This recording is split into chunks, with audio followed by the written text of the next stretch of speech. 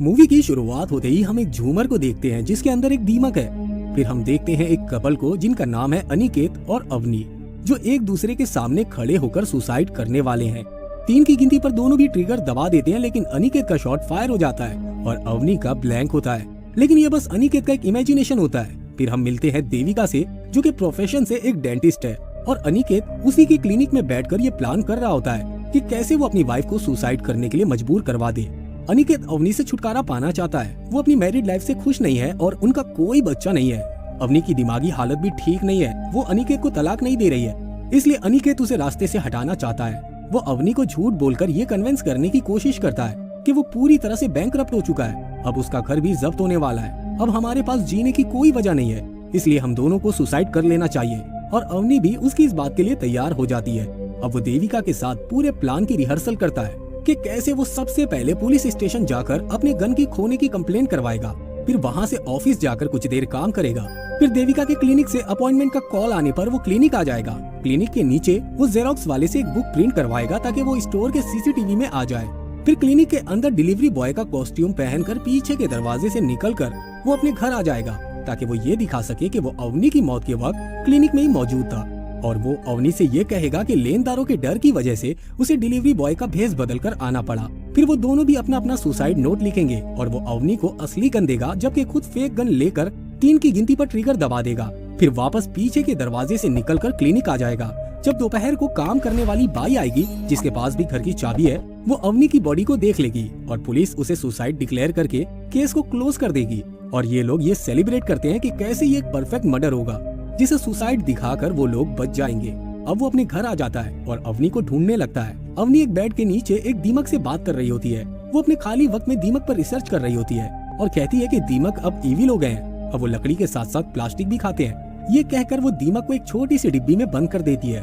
फिर अनिकेत उससे पूछता है कि साइकियाट्रिस्ट के साथ उसका ट्रीटमेंट कैसा चल रहा है, जिस पर अवनी कहती है कि ट्रीटमेंट तो ठीक से चल रहा है। फिर अनिकेत उसे याद दिलाता है कि कल हम दोनों को सुसाइड करना है, जिस पर अवनी उसी वक्त सुसाइड करने की जिद कर लेती है, लेकिन अनिकेत उसे किसी तरह मना लेता है। फिर दूसरे दिन प्लान के मुताबिक वो पहले पुलिस स्टेशन जाकर अपने गन की मिसिंग कंप्लेंट करवाता है। वहाँ से ऑफिस जाके कुछ देर काम करता है। फिर क्लिनिक आकर डिलीवरी बॉय का कॉस्ट्यूम पहनकर वो अपने घर आ जाता है। और जब वो घर आता है, अवनी फ्लोर पर लेटी होती है।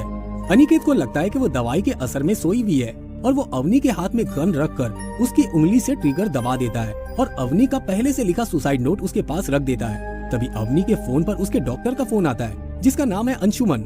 अनिकेत उसको इग्नोर करते हुए अपने प्लान के मुताबिक क्लिनिक आ जाता है। फिर वो अपनी मेड के कॉल का इंतजार करता है, लेकिन बहुत देर तक कॉल के ना आने पर वो बेचैन हो जाता है और ड्राइवर के साथ घर आ जाता है। वो ड्राइवर को बहाने से घर के अंदर भेजता है ताकि वो बॉडी को देख ले, लेकिन ऐसा कुछ भी नहीं होता।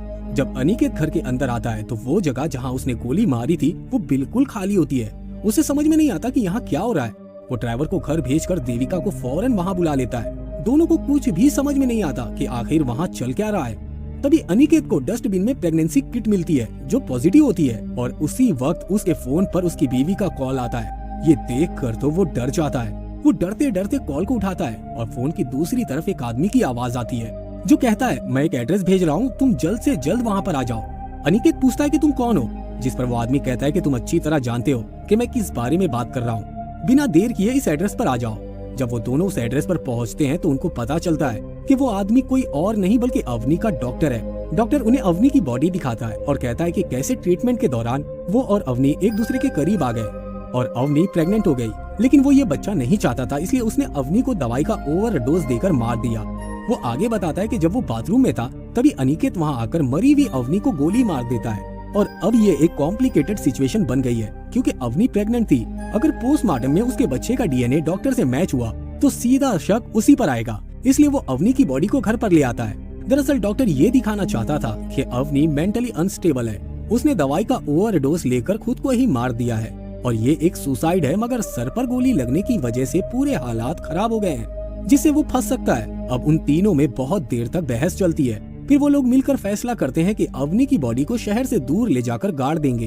वो अवनी की बॉडी को गाड़ी में बैठाकर शहर से बाहर ले जाते हैं, लेकिन उनको कोई सुनसान जगह नहीं मिलती। आगे बढ़ते हुए उन्हें एक पुलिस वाला और एक औरत मिलती है जिसकी कार का एक्सीडेंट हो गया है। पुलिस वाला उन लोगों को उस औरत को हॉस्पिटल तक छोड़ने को कहता है और कहता है कि मैं आप लोगों के आगे आगे चलता हूँ। गाड़ी में बैठने के बाद उस औरत को शक हो जाता है कि अवनी शायद जिंदा नहीं है, क्योंकि वो कोई भी हरकत नहीं कर रही है। तभी सड़क के बीच एक बाइक वाला आ जाता है और देविका जोर से ब्रेक मारती है और तभी अवनी की बॉडी आगे जोर से टकराती है। जब वो औरत देखती है कि इतनी जोर से टकराने के बाद भी अवनी ने कोई हरकत नहीं की तो वो जोर जोर से चिल्लाने लगती है और वो पुलिस वाले को जो कार के आगे बाइक से जा रहा होता है कॉल कर देती है।